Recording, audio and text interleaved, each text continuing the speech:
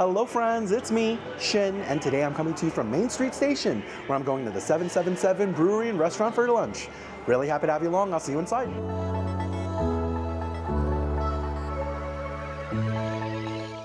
All right, everyone, and here we are seated at the 777 Microbrewery and Restaurant at the Main Street Station in downtown Las Vegas. A nice brewery-themed restaurant here. I guess it's not just a theme, it is a brewery.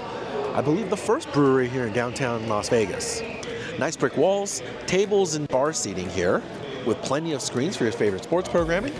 A very nice and inviting vibe. Now, regardless of the vibes, you know it's all about the food for me, so let's take a look at what they have to eat on the menu.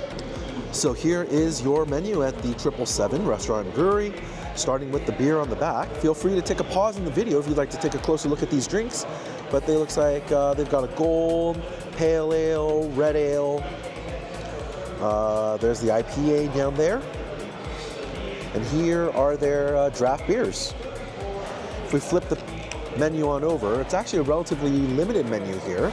We have some shareables up top, chicken wings, chili nachos, we have a burger and sliders, pizza and sandwiches, handful of sides and desserts, and they serve Pepsi products here.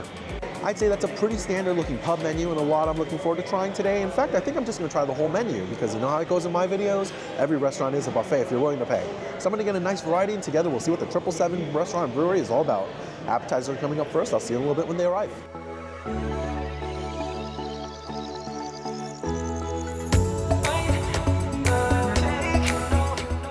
And welcome back, my friends. My appetizers just got here. Let me give you a view.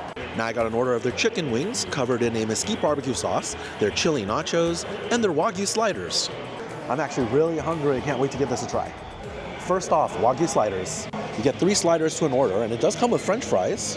And I'm really liking the caramelized onions I see. The Wagyu slider.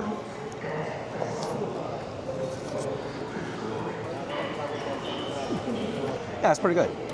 Now we have a potato bun here, and while it's relatively soft, it is quite dense. There is quite a bit of bread to get through for a slider, but the flavor of the bread is relatively light here, but I do wish it would be a little bit thinner. I asked for my burger cooked medium well. It looks like they hit temperature, and it was a relatively good burger patty. Juicy burger meat, it was well seasoned. It was quite good. They have something very akin to a Thousand Island dressing sauce, provides a little bit of richness as well as sweetness and tang, and the nutty sweetness coming from the caramelized onions here is really working well. I can't say I get too much of the richness of the cheese here, but I do get its melty texture. That's quite nice. All in all, there's a fine little Wagyu slider. I did enjoy that. That's good. Now the sliders do come along with French fries. Let's give these a shot also.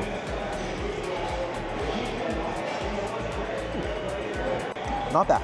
Now very clearly, these are pre-packaged and frozen French fries. While they do have a nice crunchy exterior from the fry, the potato center does leave a bit to be desired here. It's not all that pillowy, just a little starchier and denser than you want in a perfect optimal French fry. That's not to say it's not enjoyable though. Not everything needs to be fully optimal. As a little burger and fry dish, this is quite good. I'm perfectly fine with those French fries. Those are fine. Next up, chili nachos. At first glance, this just looks like chips, chili, cheese, and pico de gallo, but I actually like all of those ingredients, so it should be fine. Let's see how it is.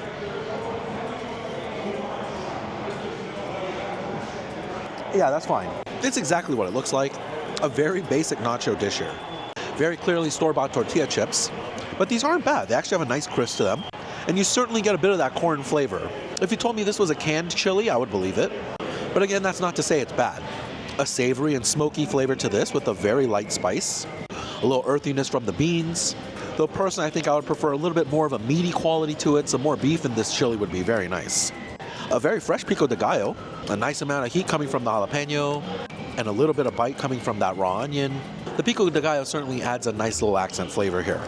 A very basic nacho dish, but I'm still finding myself enjoying it. All right, everyone, and the last bite to try from the appetizer round is going to be the chicken wings. Now you've got a lot of different sauces: Parmesan garlic, buffalo, hot honey, mango habanero, barbecue, lemon pepper, and Korean barbecue. And I thought a mesquite barbecue sounded really good today. Let's give these a shot.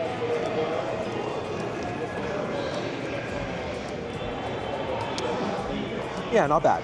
I'd say this is a pretty middle-of-the-road chicken wing. A decent fry job. It does have a bit of a crispy exterior, although the chicken meat itself is a tad on the dry side and a little bit chewy. The chicken itself is decently seasoned though. I certainly get the flavor of the chicken coming through. That's not bad at all. Can't say I'm a big fan of their mesquite barbecue sauce. It is very, very sweet. I would like a little bit more of a woodsy note to come through. It does have a bit of a smoky quality, but it is quite subdued. It's not that it's bad, it's just a very sweet sauce. A perfectly passable chicken wing here though. All right, everyone, now that's all the appetizers I'm trying today. I'm gonna take a couple of bites and box a lot of this up to go, and then we'll try a couple of entrees. Don't go anywhere, I'll be right back.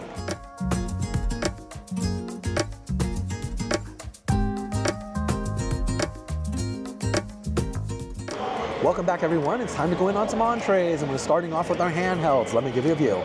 This is their club sandwich, as well as their Philly cheesesteak and their prime rib dip. French fries, coleslaw, and onion rings round out the sides. It's sandwich time. Let's do this. First sandwich I'm going to try is the Philly cheesesteak. A nice meaty looking sandwich here, and incredibly cheesy. Here's the Philly cheese.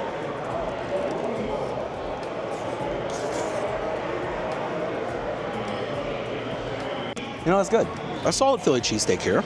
We have a crusty Italian loaf here. I actually really like the texture. A very light toast to the outside, but a very spongy interior. This is actually a very nice bread for the sandwich. The steak in the sandwich is pretty decent. Relatively soft, not the most tender cut of beef I've had, but still a pretty good bite of cheesesteak here. They are indeed using both provolone and cheese whiz in here, and that provides a marvelous richness and saltiness. I actually like that quite a bit.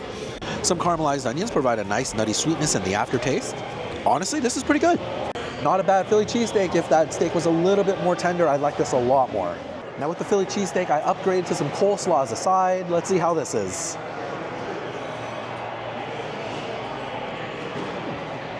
Yeah, it's good.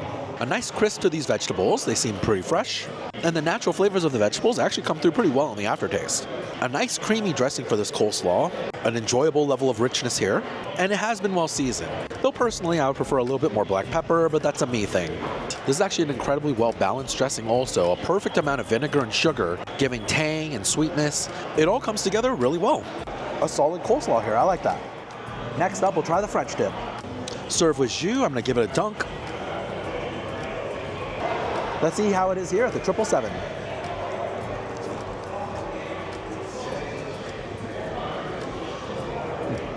Yeah, you know, that's pretty good.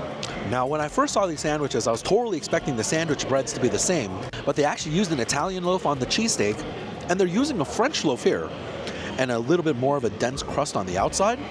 I'm actually a little surprised they made the distinction, but I'm really appreciating it in the bite of the sandwich. The crusty French loaf works really well in the sandwich. I do like that quite a bit. I think the steak here is just okay. I thought the steak and the Philly cheese was a lot more tender than this, which is surprising. I have to imagine that these are the same cuts. There's definitely more of a chewy factor to the beef in this dip. Maybe it was just on the grill for a little bit too long. It is a well-seasoned beef though, and there's some provolone cheese in here providing richness, as well as a little bit of that mild flavor. The jus here is not bad. The flavor of beef is certainly not as deep as I've had in other jus, but it does add a nice salinity and savory nature to the sandwich, and given that the beef is just a little bit tougher, having that jus certainly helps out in that regard as well. I think this one's just okay. Between the two, I'd definitely go in on the cheesesteak today. Okie dokie, next up, this is the club sandwich. And the gang's all here. I see turkey, ham, and bacon, and a nice toasty rye bread. Here's the club sandwich.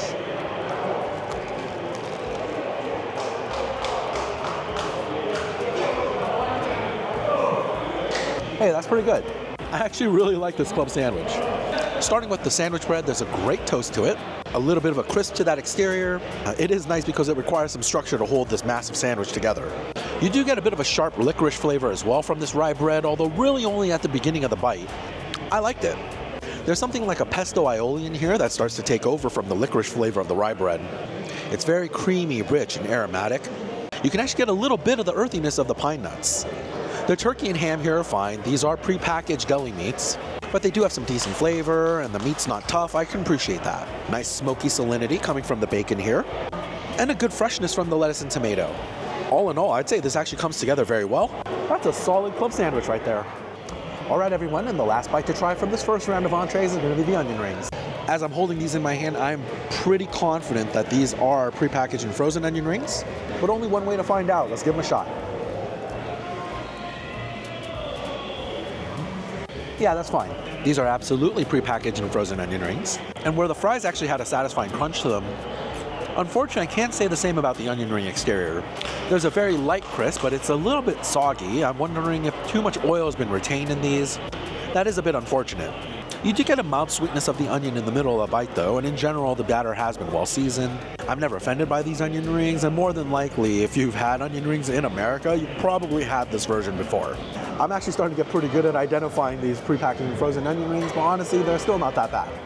Alright everyone, now that's going to do it for my first round of entrees. That's all of the sandwiches here at the 777. I'm going to go and take a few more bites, box this all up to go, and then we'll round out the rest of the menu. Don't go anywhere, I'll be right back.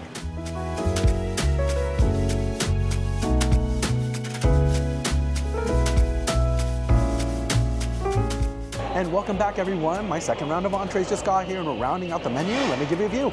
Now this is their pepperoni pizza as well as their cheeseburger and fries. Some staple basics of good pub food. Let's go ahead and give this all a shot. First off, the pepperoni pizza. Piping hot slice of pizza here. Let's see how the pizza is here at 777.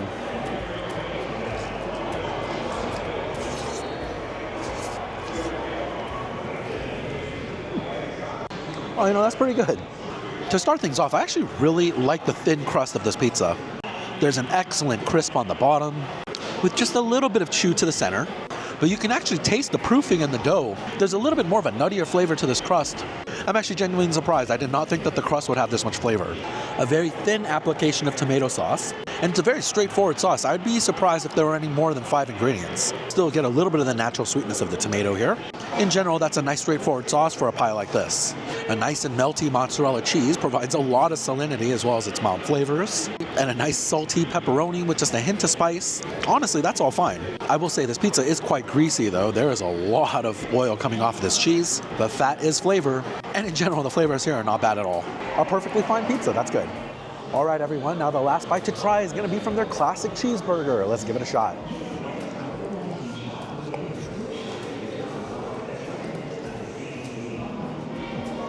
Yeah, you know what, that's pretty good. Now we have the same potato bun that we saw earlier with the sliders.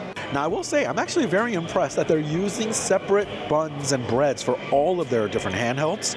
Not a single bun is shared between any of them.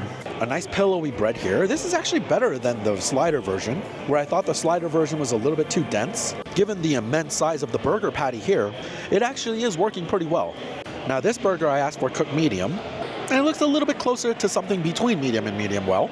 Although I will say it's a bit over-seasoned, this burger patty is pretty salty. American cheese is being used here, which is my favorite for a cheeseburger. And just like all of their other dishes, the produce here is just fine. Now curiously, where they had something like that Thousand Island sauce for the Wagyu sliders, they do not have any sauce in this particular burger, which is why the bite did feel a bit on the dry side. I definitely think the usage of that sauce would have been welcome in this burger. That creamy, slightly sweet tang would have worked really well here. If that burger patty was just a little bit less salty, in general, I think this burger would be a lot better. Now, because I tried the fries and the appetizer round effectively, this is all of the food that they have here. I'm gonna go ahead and take a couple more bites and then we'll get some dessert. But for all of you at home, I'm gonna make their one dessert option appear right now. And here it is, my dessert, cookies and ice cream. Now the menu mentions vanilla ice cream, and I guess cookies and cream technically does have vanilla ice cream in it, but it is cookies and cream ice cream along with some chocolate chip cookies. It's time for some sweets, let's give it a try. First up, the chocolate chip cookie. This must be a freshly baked cookie because it's quite warm in my hands. Let's see how it tastes.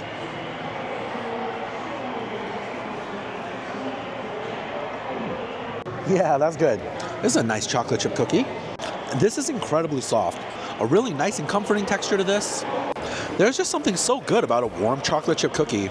And this is hitting all the right notes. The cookie itself has a nice sweetness to it, with a slightly nutty flavor to it from the bake. A really great base to start off of.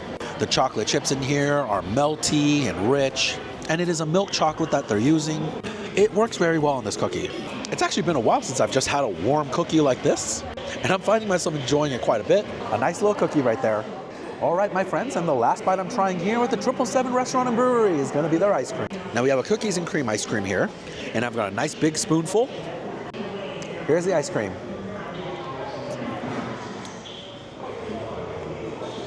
Yeah, it's good. I mean, very clearly a store-bought ice cream, but I can't say I dislike it.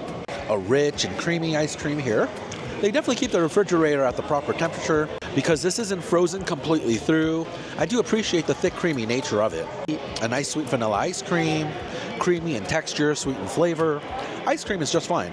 Your Oreo chocolate cookie in here is providing their trademark flavors. You get a little bit of an additional chew as you get those cookie chunks in the ice cream, adding some additional flavor to the bite. A perfectly acceptable cookies and cream ice cream here. Oddly enough, cookies and cream ice cream is typically my go-to anyways, and so I'm really glad that this was their flavor today. All right, everyone, now that's going to do it for my lunch here at the 777 Restaurant and Brewery at the Main Street Station in downtown Las Vegas.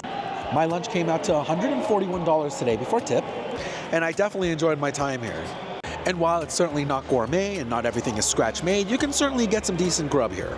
And of the food I tried today, I thought the Philly cheesesteak as well as the club sandwich were the best.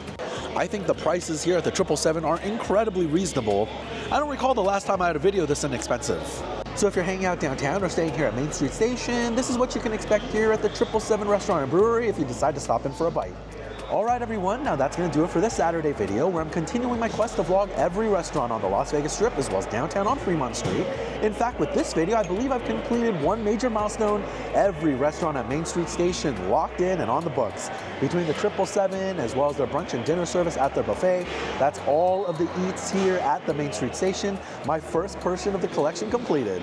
I hope you'll continue joining me for all of the rest of the restaurants to come. There's going to be so many more. Now, coming this Tuesday, I'm going to return to a much more local spot here in the Valley. Make sure you come back for that one. Thank you so much for watching. Have yourself a great weekend. And I hope you enjoy Vegas with me, Shin. Bye.